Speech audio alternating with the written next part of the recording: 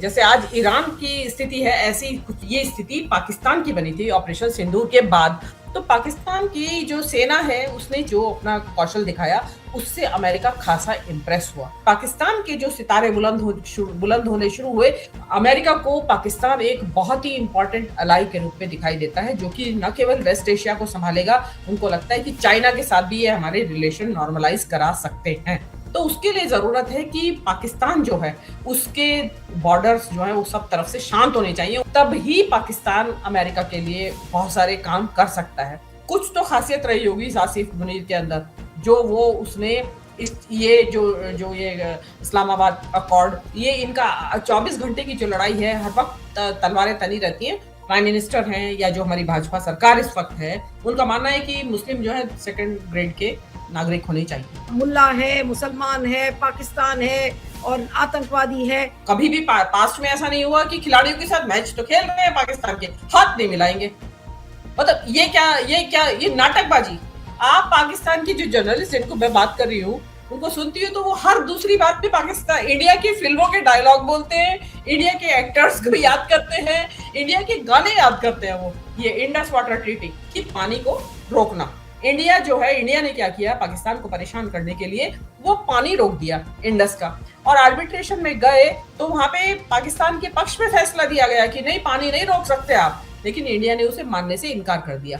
तो ये तो मोदी जी के पूरे नैरेटिव की बहुत बड़ी हार हो जाएगी अगर ऐसा हो गया तो। चुपचाप कर रहे हैं ताकि जो इनके लोग हैं वो सकते में ना आ जाए कि ये क्या कर दिया मोदी जी, अब किसको गाली देंगे, किसको पाकिस्तान भेजेंगे। अब पाकिस्तान से हाथ मिलाने का मतलब है मुसलमानों को मारना पीटना बंद करना पड़ेगा आपको। तो उससे तो ये पता चलता है कि मोदी जी की पॉलिटिक्स खत्म होने की कगार पे है।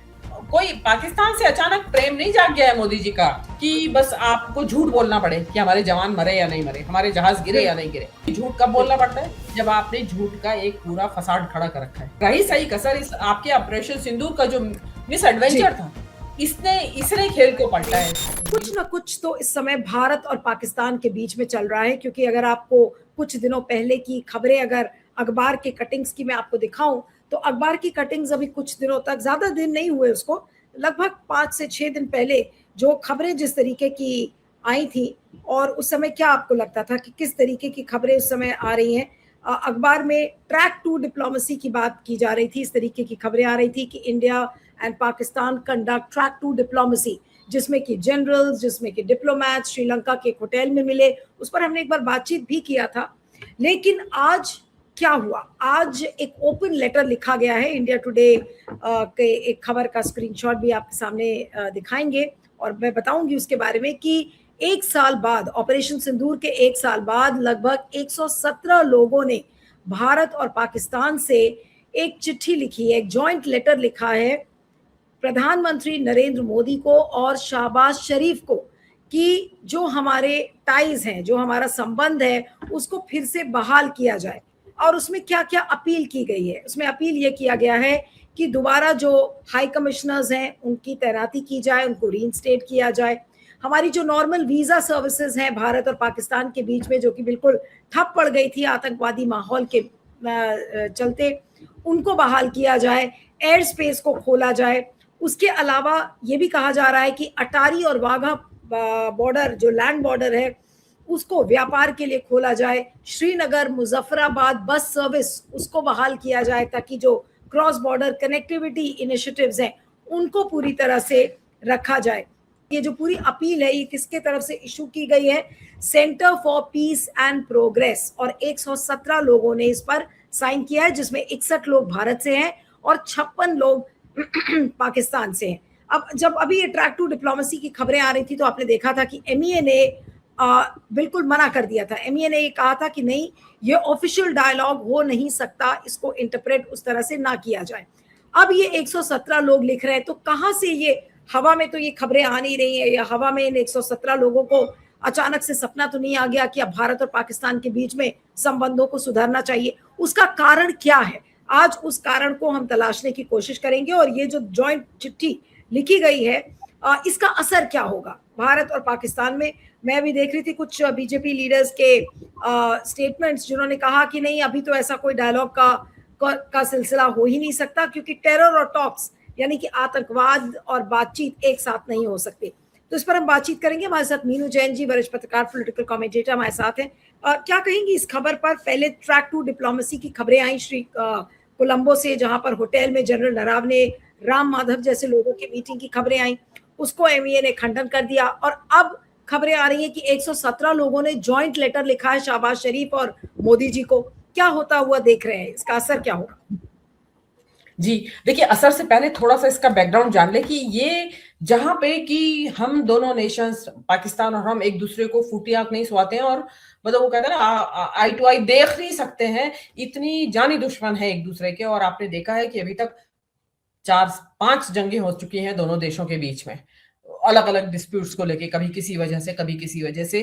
तो वो जो नेशंस हैं, इनका अब आपने जो ये बताया कि ये डेवलपमेंट होना, तो ये कोई मामूली डेवलपमेंट नहीं है, इसकी भी एक बैकग्राउंड है। लेकिन सबसे पहले ये शुरुआत कैसे हुई है? देखिए, ये सारा जो हुआ है डेवलपमेंट, ये ऑपरेशन सिंदूर के बाद की जो परिस्थितियाँ हैं, वो इसके लिए ट्रिगर पॉइंट बनती हैं। ऑपरेशन सिंदूर के बाद सबसे पहला डेवलपमेंट तो ये हुआ कि जो सीज फायर हुआ, उसके बाद से जो खबरें निकल के आई और जो विश्व समुदाय ने और दुनिया भर की प्रेस ने भी बताया कि अमेरिका जो पाकिस्तान है वो एक विनर के तौर पे, जैसे आज ईरान की स्थिति है, ऐसी कुछ कमोबेश ये स्थिति पाकिस्तान की बनी थी ऑपरेशन सिंदूर के बाद। तो पाकिस्तान की जो सेना है उसने चाइना की मदद से जो अपना कौशल दिखाया, उससे अमेरिका खासा इंप्रेस हुआ। और आपने देखा कि उसके बाद से आसिफ मुनीर जो वहां के फील्ड मार्शल है, जो कि मतलब ऑपरेशन सिंदूर के बाद वो फील्ड मार्शल बना दिए गए, वो ऑपरेशन के बाद जो फील्ड मार्शल बने आसिफ मुनीर, और जो वहां के प्राइम मिनिस्टर थे वो अचानक से ट्रंप के बहुत ज्यादा चहेते हो गए और उन्होंने कई ट्रिप्स अमेरिका के लगाए, पर्सनली उनको लंच डिनर पे बुला रहे हैं और my favourite field marshal and जो भी कुछ था।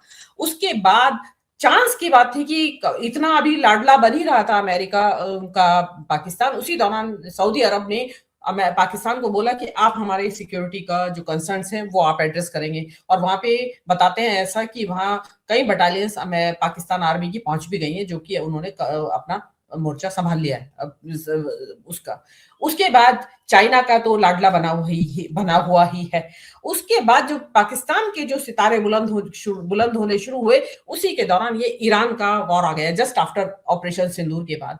उस ईरान वॉर में जो खत्म होने के बाद उसको जो मतलब जो खत्म नहीं हो रहा था उसमें फर्स्ट स्टांस में भी और उसके बार बार जो स्कर्मिशेस होती रही, बार बार 8-9 महीने हो गए हैं उन चीजों को, उसमें पाकिस्तान ने मीडिएटर का रोल अदा किया। मीडिएटर का रोल अदा इसलिए किया क्योंकि अमेरिका ने चुना था उनको। अमेरिका ने क्यों चुना था कि नंबर एक तो पाकिस्तान जो है ईरान का नेबर है और वहां की टोपोग्राफी से, ज्योग्राफी से, हिस्ट्री से, पॉलिटिक्स से, सब चीज से वाकिफ है। और जो मिडिल ईस्ट के जो इलाके हैं उनमें सारे मुस्लिम कंट्री हैं और पाकिस्तान का वहां जो सऊदी अरब में तो है ही सिक्योरिटी का कंसर्न, और अदरवाइज और कंट्रीज से भी उनके अच्छे रिलेशंस हैं क्योंकि मुस्लिम कंट्रीज का वो अपना और एक जो इस्लामिक कंट्रीज हैं उनका आपस में है। तो वहां पे जो और उसके बाद आप देखेंगे कि इस्लामाबाद अकॉर्ड साइन हुआ, इस्लामाबाद के नाम से हुआ। इस्लामाबाद में जेडी वैंस आए, वहां पे मुज़ाकरात जिसको बोलते हैं कन्वर्से जो डेलिब्रेशंस हुई और उसके बाद ये नतीजा आया कि अल्टीमेटली दुनिया शांत हो गई है और अब वहां के खमेनी साहब की भी क्रिमेशन हो जाएगा शांति के बाद से। अब जब जो पाकिस्तान का इतना इंपॉर्टेंट रोल आया और अब अमेरिका को पाकिस्तान एक बहुत ही इंपॉर्टेंट अलाई के रूप में दिखाई देता है, जो कि न केवल वेस्ट एशिया को संभालेगा, उनको लगता है कि चाइना के साथ भी ये हमारे रिलेशन नॉर्मलाइज करा सकते हैं किसी हद तक। नॉर्मलाइज ना भी कराएं तो एटलीस्ट जो ये टक्कर रहती है आपस में वो ये खत्म करा सकते हैं क्योंकि इनका बहुत पुराना रिश्ता चाइना के साथ है। तो उसके लिए जरूरत है कि पाकिस्तान जो है उसके बॉर्डर्स जो है वो सब तरफ से शांत होने चाहिए। उनको हर वक्त जो इंडिया की तरफ से उनकी जो मिसाइल्स जो उनके सिक्योरिटी सिस्टम तैनात रहते हैं तो वो उनको ये कि कश्मीर के बॉर्डर पे हो रहा है, पंजाब के बॉर्डर पे हो रहा है, राजस्थान के बॉर्डर पे हो रहा है, क्योंकि बहुत लंबी हमारी सीमा 4000 किलोमीटर से भी ज्यादा लंबी हमारी सीमा में पाकिस्तान से मिलती है। तो उस सीमा पे शांति रहे तब ही पाकिस्तान अमेरिका के लिए बहुत सारे काम कर सकता है, जो कि देखिए इसको आप पूरा चाहे डिसमिस करें, कंडेम कुछ भी करें, क्रिटिसाइज करें, कुछ तो खासियत रही होगी आसिफ मुनीर के अंदर जो वो उसने ये जो जो ये इस्लामाबाद अकॉर्ड लेकिन एटलीस्ट आप टेबल बता के रही ऊपर। थी कि आप ये भी बता रही थी कि पाकिस्तानी चैनल्स इस समय केवल और केवल इसी ट्रैक टू डिप्लोमेसी और डायलॉग की बात कर रहे हैं, तमाम इश्यूज को लेकर आ रहे हैं। भले ही भारत की तरफ से इसका खंडन कर दिया जाए कि नहीं भाई, आतंकवाद और बातचीत हम नहीं कर सकते, लेकिन क्या हम ये माने कि ट्रंप के प्रेशर में ही आकर अब ये जो, या ट्रंप ये सोच रहे होंगे कि अब किसी भी तरीके से भारत और पाकिस्तान के संबंधों को हमें नॉर्मलाइज करना है? आपको जी, इंटेंशन क्या लगता है, क्या ये प्रेशर है अमेरिका की तरफ से? प्रेशर, हाँ बिल्कुल है, प्रेशर है। ये जो गौर जो इतने एक्टिव हो रहे हैं, ये इनको जो मैंडेट है वो यही है कि तुम्हें ये रिलेशंस को, जो टेंस है रिलेशनशिप, इसको थोड़ा नॉर्मलाइज करिए, इसमें थोड़ा ढील आनी चाहिए। और ये इनका 24 घंटे की जो लड़ाई है, हर वक्त तलवारें तनी रहती हैं, उनको थोड़ा ढीला, कम, उनकी जो कशीदगी है वो कम होनी चाहिए। तो ये उसका सीधा सीधा आपका ये दिखाई दे रहा है। और जो हमारी जो सरकार है, देखिए प्रॉब्लम हमारे यहाँ क्या हुई है कि हमारे पाकिस्तान के साथ हमेशा से ये खट्टे मीठे रिलेशन जो चलते रहे हैं, लड़ाइयां चलती रही हैं, लेकिन हमारे यहाँ जो हमारे जो प्राइम मिनिस्टर हैं या जो हमारी भाजपा सरकार इस वक्त है, उनकी जो आइडियोलॉजी है वो इस वक्त गवर्न कर रही है इस देश की विदेश नीति को। तो वो जो भाजपा और संघ की जो आइडियोलॉजी है वो एंटी मुस्लिम है, स्ट्रिक्टली एंटी मुस्लिम है। उनका मतलब है, उनका मानना है कि मुस्लिम जो है सेकंड ग्रेड के नागरिक होने चाहिए। तो उसमें जो एक उसी से वो विदेश नीति उनकी गाइडेड हो रही है। अभी आप कल परसों आपके चैनल पे ईरान के खमेनी के क्रमेशन की बात कर रहे थे, तो वहां भी यही बात निकल के आई थी। और पाकिस्तान के साथ तो ये क्लासिक एग्जाम्पल है हमारी विदेश नीति का कि मतलब आप पाकिस्तान कुछ भी बोलिए और उसमें ऐसा लगे कि आप पाकिस्तान के पक्ष में कुछ बोल रहे हैं या पाकिस्तान की प्रशंसा कर रहे हैं, तो आपको कह दिया जाता है आप पाकिस्तान जाइए, पाकिस्तान परस्त है, मुल्ले हैं आप, ये है वो है, जो भी कुछ है। तो जो पाकिस्तान जो है हमारे देश की एक राजनीति का, एक कहते हैं ना कि एक फोकल पॉइंट है। मतलब हर वक्त किसी को सजा देनी हो, किसी को गाली देनी हो, तो वो पाकिस्तान के नाम से दी जाती हैं सारी, जो भी गालियां हमारे यहाँ दी जाती हैं। देखिए, लेकिन जिस तरीके का अब हो रहा है, जिस तरीके का माहौल 10 साल से बना हुआ है, हालांकि शुरुआत में मोदी जी ने कोशिश की, नवाज शरीफ को अपने स्वेरिंग इन में भी बुलाया और अफगान कहीं से लौटते हुए वो उतर भी गए अनअनाउंस्ड। लेकिन उसके बाद क्या हुआ कि तलवारें तनी, ना मेरा, ना तू मेरा, ना मैं तेरा। मतलब उनका क्या था कि दोनों तरफ का एक्सट्रीम, या तो आप बगैर बुलाए शादियों में पहुंच रहे हो उनकी और उनको बुला रहे हैं अपने स्वेरिंग इन में, या फिर ये कि हम तो बिल्कुल नहीं बात करेंगे। जो कि उसका नतीजा क्या हुआ था, ये पहलगाम का अटैक हुआ जो। नहीं, लेकिन मीनू जी, एक सवाल और भी है कि मान लीजिए कि किसी तरीके से ट्रंप के प्रेशर में आकर, किसी भी रीजन से मान लीजिए कि ये डायलॉग रिज्यूम हो भी जाता है भारत और पाकिस्तान के बीच में, लेकिन उसका पॉलिटिकल कॉस्ट तो बीजेपी को बहुत उठाना पड़ेगा। बीजेपी के ही लोग मुल्ला है, मुसलमान है, पाकिस्तान है और आतंकवादी है, ये कर कर के 12 सालों में, या फिर उससे थोड़ा सा और कम कहें, कि जब से ये जो नॉर्मल जो बीजेपी का नैरेटिव हो गया है उसमें हर बात में पाकिस्तानी कहना, अब ऐसे में क्या ये रिजम्पशन ऑफ डायलॉग पॉसिबल हो पाएगा दोबारा? ये सारे नॉर्मल चीजें हो पाएंगी भारत और पाकिस्तान में? इसका मतलब तो ये भारत और पाकिस्तान का नॉर्मलाइज होना मतलब कि बीजेपी को अपने नैरेटिव को त्यागना पड़ेगा एक तरीके से। कैसे कर पाएगी बीजेपी? नहीं, आप देखिए ना कि अभी मंदिर का चढ़ावे की बात हो रही है, इससे बड़ी तो कोई शर्मिंदगी की बात नहीं है, कोई शर्मिंदगी की बात नहीं है। लेकिन वो चुपचाप बैठे हैं, उनको कोई, मतलब वो ऐसे बता रहे हैं कि एज इफ कुछ हुआ ही नहीं है। तो सेम वे, क्योंकि इनके पास नैरेटिव को कंट्रोल करने की ताकत है। तो ये आज हो रहा है ना, ट्रैक टू डिप्लोमेसी, ये कांग्रेस या उससे पहले की सरकारों के राज में लड़ाई भी चलती रहती थी, लेकिन ट्रैक टू डिप्लोमेसी भी होती रहती थी, आपके कल्चरल रिलेशन भी होते रहते थे, एक दूसरे के आर्टिस्ट का आना जाना भी लगा रहता था, क्रिकेट के मैच भी खेलते रहते थे, वर्ल्ड कप हो या हमारे, कभी भी पास्ट में ऐसा नहीं हुआ कि खिलाड़ियों के साथ मैच तो खेल रहे हैं पाकिस्तान के, हाथ नहीं मिलाएंगे। मतलब ये नाटकबाजी। कांग्रेस के जमाने में जो इस तरह की जिसकी आज बात हो रही है कि जो आपने पॉइंट्स गिनाए कि किन किन पॉइंट्स में, यही पॉइंट्स को कांग्रेस के जमाने में अमन की आशा का नाम दिया गया था। एक बहुत बड़ा सरकार का काम वो था। शायद आपको याद, आपने हो सकता है अपने राज्यसभा टीवी में कुछ प्रोग्राम्स भी किए हो। बिल्कुल तो बिल्कुल वो जो अमन की आशा प्रोग्राम था, वो यही प्रोग्राम था कि नेता ना मिले लेकिन लोग मिलते रहे आपस में। और उसी के आपने देखा होगा, उसी उसी उसी कल्चरल एक्सचेंज के तहत बहुत सारे आर्टिस्ट इंडिया आते थे पाकिस्तान के, और पाकिस्तान के आर्टिस्ट इंडिया के आर्टिस्ट पाकिस्तान जाते थे और अभी भी खत्म नहीं हुआ है। आज भी पाकिस्तान में इंडिया में रिलीज होने से पहले इंडिया की फिल्में पाकिस्तान में देखी जाती हैं। आप पाकिस्तान की जो जर्नलिस्ट जिनको मैं बात कर रही हूँ उनको सुनती हूँ तो वो हर दूसरी बात पे पाकिस्तान इंडिया की फिल्मों के डायलॉग बोलते हैं, इंडिया के एक्टर्स को याद करते हैं, इंडिया के गाने याद करते हैं। वो मतलब हर सेकंड उनका डायलॉग, मतलब कोई डायलॉग कोई भी उनका जो शो है वो पूरा नहीं होता है इंडियन फिल्मों के जिक्र के बगैर। तो वो इतना अभी भी एक कनेक्शन बना हुआ है। तो जो ये अमन की आशा है, तो लेकिन इसको क्या किया गया, इसको क्रिटिसाइज किया गया कि एक साथ नहीं चल सकते, गोली बोली और टेरर, ये वो पानी। अब ये क्या हुआ, जो पहलगाम का जो किस्सा हुआ उसके इमीडिएट आफ्टर क्या किया इंडिया ने, ये इंडस वाटर ट्रीटी उसको अबेंस में डाल दिया। अबेंस में डालने का मतलब कि पानी को रोकना, कि भाई हमारी मर्जी होगी हम क्योंकि उसमें जो ट्रीटी है उसमें 1960 में ये ट्रीटी हुई थी इंडिया और पाकिस्तान के बीच में, क्योंकि 6 नदियां हैं इंडस वाटर सिस्टम में, ईस्टर्न रिवर्स और 3 ईस्टर्न रिवर्स 3 वेस्टर्न रिवर्स। तो ईस्टर्न रिवर्स के ऊपर जो है वो पूरी तरीके से इंडिया का कब्जा है, उसमें रावी सतलज और ब्यास है, और वेस्टर्न रिवर्स है उसमें झेलम चिनाब और सिंधु रिवर। ये जो है इंडिया से निकलती है और पाकिस्तान जाती है। उनका 20% पानी इंडिया इस्तेमाल करता है और 80% पाकिस्तान इस्तेमाल करता है। अब पाकिस्तान इंडिया ने ये जो ईस्टर्न वेस्टर्न रिवर सिस्टम है, इंडस रिवर सिस्टम, इसको लेके जो ट्रीटी हुई थी, क्योंकि हम जो ज्योग्राफी है उसको तो आप कभी जिंदगी में कभी नहीं नकार पाएंगे। ऊपर हम हैं और पाकिस्तान नीचे आता है, नदी ऊपर से पहाड़ से निकली और नीचे पाकिस्तान में गई, तो ऊपर से जो पानी आ रहा है तो वो पानी जो है कंट्रोल में किसके आ जाता है, ऊपर वाले स्टेट के। जैसे कि हमारे ऊपर ब्रह्मपुत्र जो हमारी नदी है उसके ऊपर चाइना का कंट्रोल है, वो डैम वगैरह भी बना रहा है और हम कुछ कर नहीं पा रहे हैं। तो सेम वे इंडिया जो है, इंडिया ने क्या किया, पाकिस्तान को परेशान करने के लिए वो पानी रोक दिया इंडस का।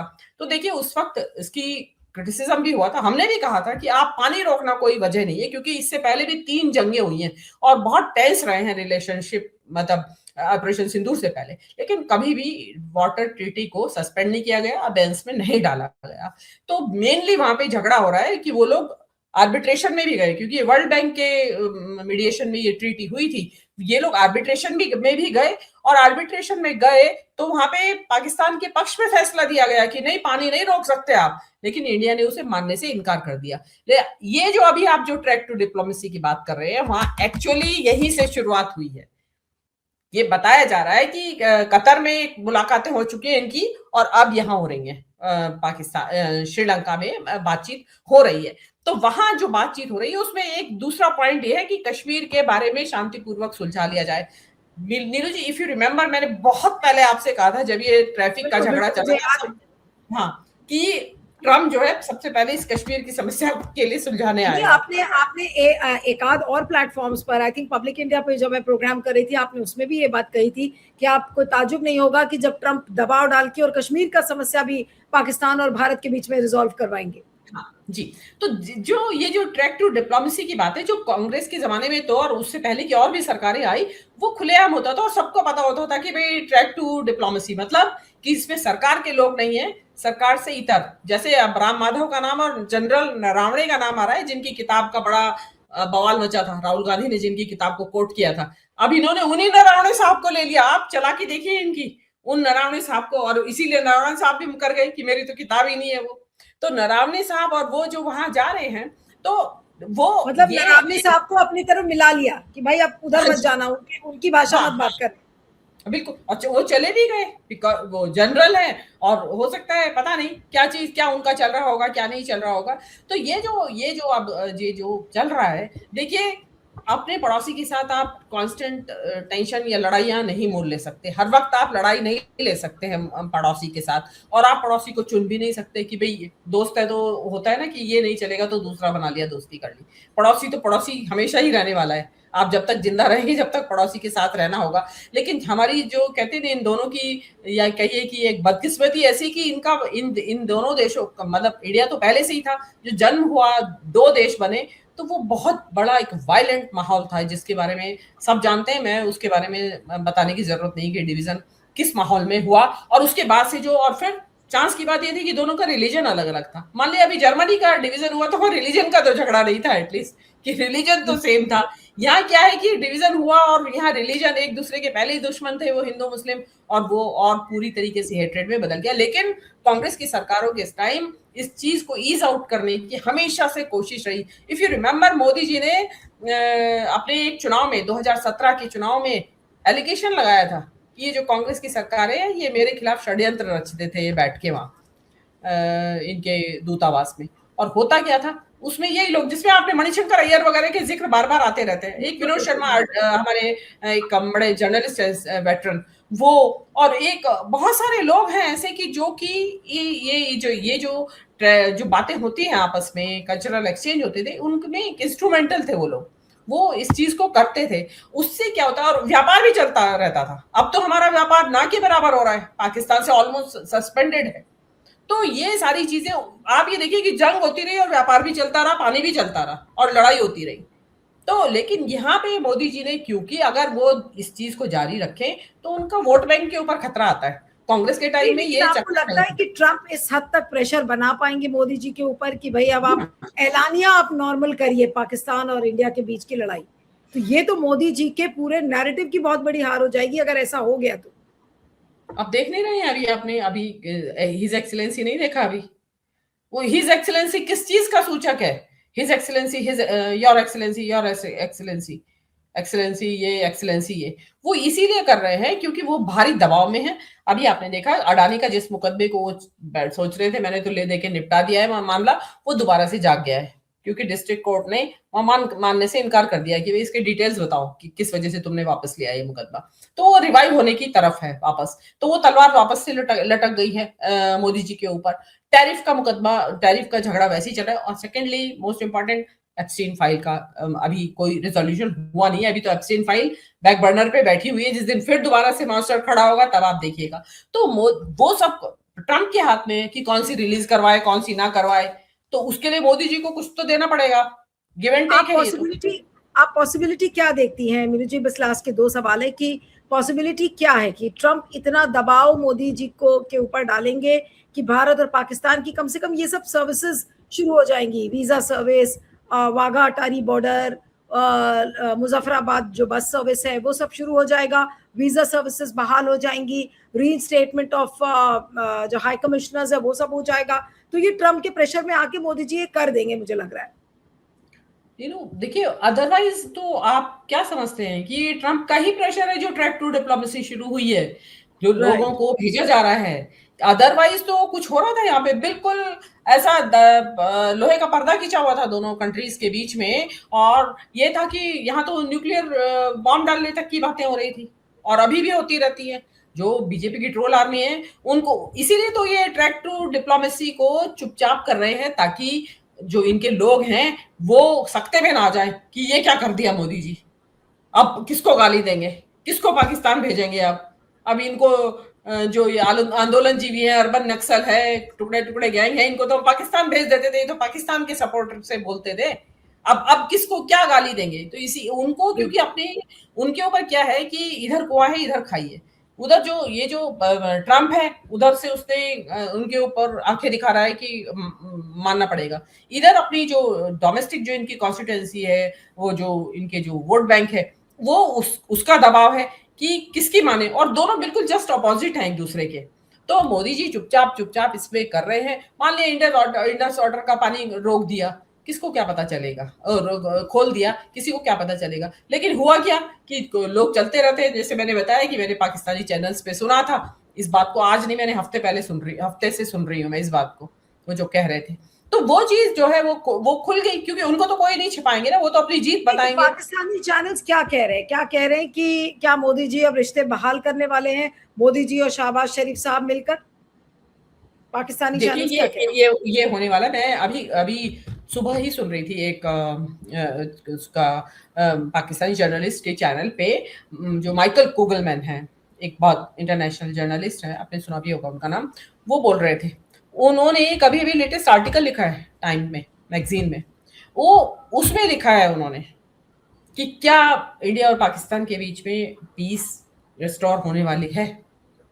तो इट मीन्स, क्योंकि वो वॉशिंगटन में रहते हैं, थिंक टैंक का भी हिस्सा है वहां पे, तो इट मीन्स कुछ ना कुछ चल रहा है। अब उसको सोचने वाली बात है कि भई अगर पाकिस्तान से मोदी जी हाथ मिला लेंगे, तो फिर जीतेंगे कैसे? बिल्कुल, क्योंकि बिल्कुल। पाकिस्तान से हाथ मिलाने का मतलब है मुसलमानों को मारना-पीटना बंद करना पड़ेगा आपको। बिल्कुल, बिल्कुल। क्योंकि नहीं, ये और हो दबाव सकता भी है कि बुलडोज़र बुलडोज़र का जो पूरा ये जो लुक है, दिया है अपने लुक एंड फ़ील अपने पॉलिटिक्स को मोदी जी ने, तो वो भी मेरे ख़्याल से बंद करना पड़ेगा, मुसलमानों को अटैक करना बंद करना पड़ेगा। ये तो फिर अजूबा ही हो जाएगा देश में, मुझे लगता है। उससे मतलब नीलू पाकिस्तान से हाथ इस समय पे ऑपरेशन सिंदूर के बाद मतलब मोदी जी मेरी नसों में गरम सिंदूर बह रहा है और मोदी जी पूरा आर्मी फटीक पहन के और लेके कि अभी बस फाइटर जेट उड़ाने जा रहे हैं इफ यू रिमेम्बर वो लगाई थी उन्होंने पूरे सड़कों के ऊपर बिल्कुल, बिल्कुल। होर्डिंग्स। तो मोदी जी तो पूरे कॉम्बेटिव मोड में थे और वो अचानक से सारा कुछ छोड़ के आपको आना पड़े तो उससे तो ये पता चलता है कि मोदी जी की पॉलिटिक्स खत्म होने की कगार पे है।